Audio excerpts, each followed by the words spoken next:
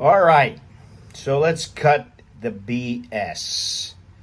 Most expats, believe it or not, don't make it. They come out to Thailand with their dreams of paradise and cheap food and no boss and no stress and women half their age or less. And they may last maybe a year or two if they're lucky. And if you want to know the reality, 60% of expats go home within the first 2 years. Another 20% are gone within 5 years. That is 80% of people who move abroad are packing up and heading back to where they started from. And I get it. You know, some leave because they miss their kids, their grandkids. Maybe they get sick or they just can't handle the pressure of being somewhere where they don't speak the language and they just don't know how the system works. They just can't fit in. A lot of them, they just were not built for it. Now, I've been in Thailand for 30 years, and honestly, I'm not special at all. I just kind of figured out how to live here, and I didn't come here looking for paradise or utopia or a fantasy. I am a realist. So today I'm going to tell you why most expats fail and why I am still here. In case you don't know, my name is Scott. I'm an American who's been living here for more than 30 years. And if you like this video, please do me a favor and click the like button. If you have yet to subscribe, please do so. And remember to hit that notification bell so that you will stay informed of my upcoming videos and live streams.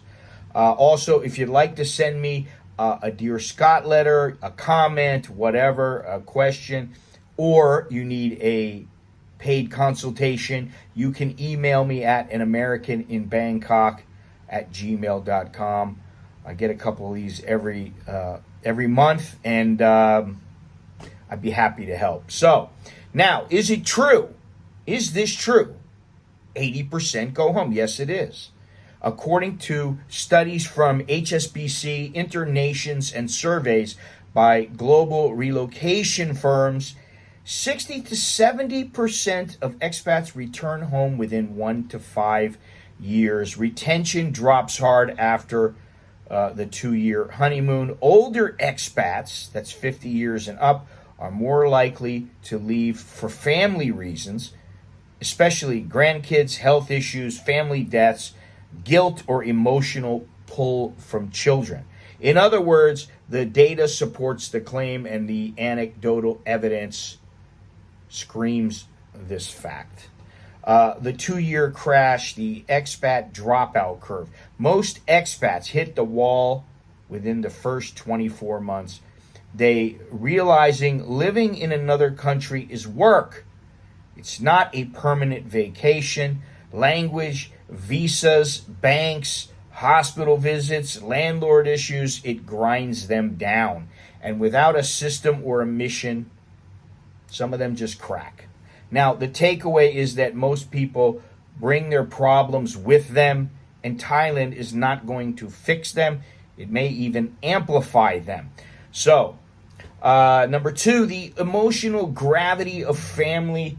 You know, older expats leave because they miss their kids, their grandkids, their aging parents, birthdays missed, holidays spent alone, watching life happen through video calls. They have the Western guilt and it eats them alive. Even if their love life abroad, even if they love their life abroad, rather, they feel the pull to go back and be there, especially when their health declines or someone dies. So you need to make peace with the fact that you're choosing one life over another. And I remember when I moved, I didn't really think about it at the time, about my friends and my family. But I thought, well, they can always come visit or whatever. But the visits are few and far between, quite honestly. And it's my family that has come to visit, and really not many of my friends have ever come here. But, that's neither here nor there. Whatever. I'm at peace with that. I don't miss them. And I mean, I miss my family and everything, but I don't miss it enough to where I go, oh, that's it, I'm going home. Now, the aging abroad, number 3, no one talks about this, and healthcare is a big reason that people leave, and who knows, maybe one day I will. You never know. In Thailand, good private healthcare costs money, and government care is not really what some people want. And as you get older, you need to be prepared financially, logistically, and mentally and medically. Expats who aren't set up properly sometimes get scared and they just decide it's better for me to go home. So the takeaway is that growing old abroad takes planning. It's not something that you really want to wing, unless maybe you just are walking down the street and you keel over and that's the end. But anyway, if you don't have a purpose, you generally are going to have a fast expat. And these are the guys that flame out fast. They don't have a reason to be here. And, you know, you can say, oh, I'm going to come and chase all the girls and I'm going to have so many women. And listen, most guys, after a couple of months, they're tired of it. Okay? No business, no goal, no creative project, no mission. Many of them sit in cafes. Right here, that's me. I do sit in cafes because I'm not a drinker. I don't sit in bars. So that's great. Some get bored. And sometimes I do get bored, I admit it. But you know what? I get through it. Some people, they drink too much. And that is not a good thing to do here. And some spend time with the wrong people.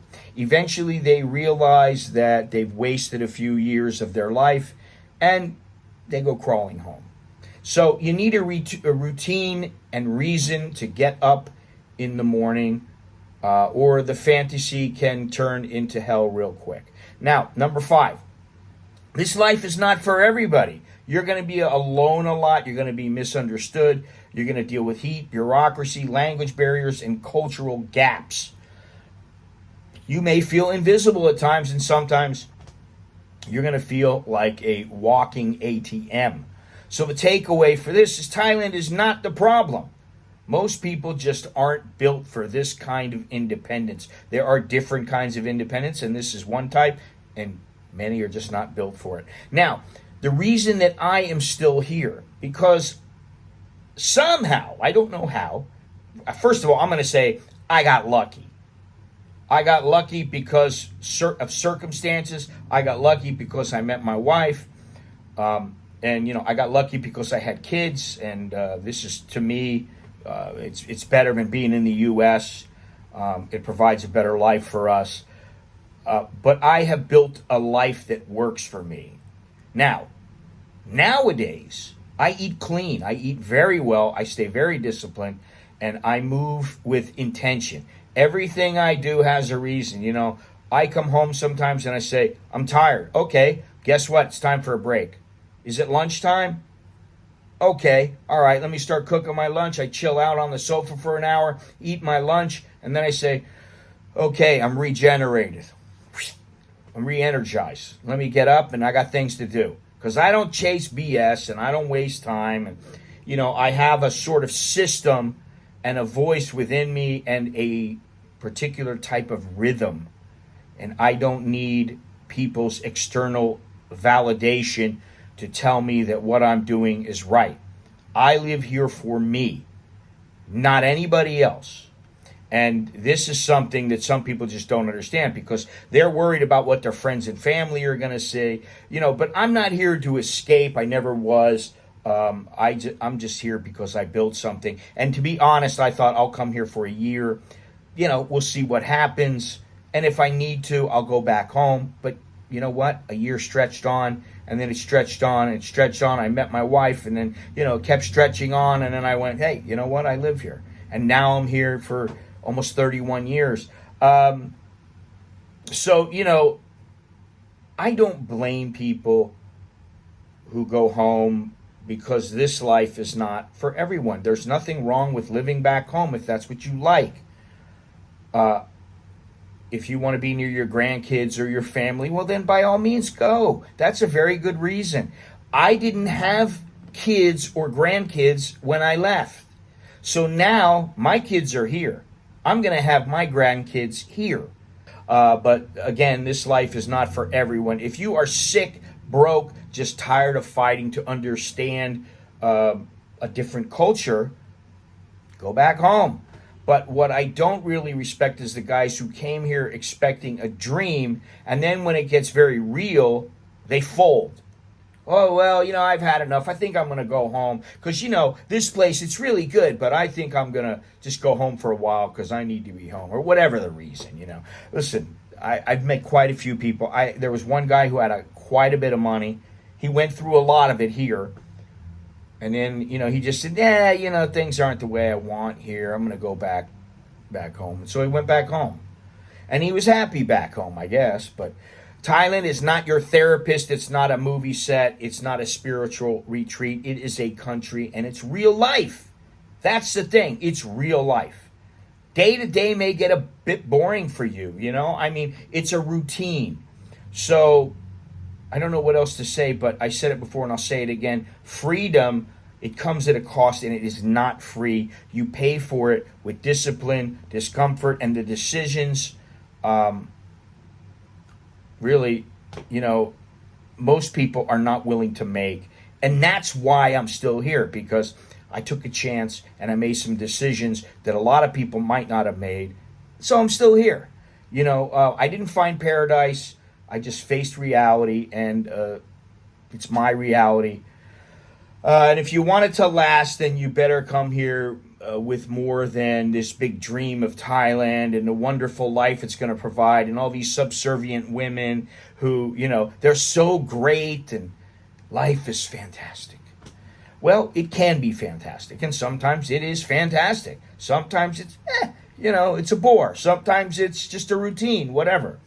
But anyway, that's really all I have to talk about this subject. So do me a favor, please remember to click the like, subscribe, hit the notification bell. If you'd like to show your support for the channel, please click the join button down below the video window and join the VIP section of the channel for as little as $1.99. Come on, $1.99. Also, like I said, you want to send me a comment, a question, a letter, or you need a consultation, send me the email at anamericaninbangkok@gmail.com. That is all I have. Until next time, I am Scott. I'm an American in Bangkok.